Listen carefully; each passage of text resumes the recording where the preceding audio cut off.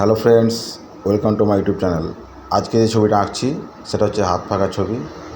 প্রথমে আমরা ডায়ামিটারটা মেজারমেন্ট করে নিচ্ছি, কারণ একটা গোল পাখার শেপে আঁকতে হবে এটাকে।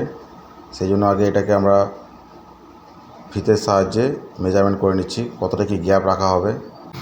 মেজারমেন্ট প্রায় হয়ে এসছে, এবারে ছবিটা আঁকা শুরু করব। পাখার ছবিটা আঁকা হচ্ছে এখন।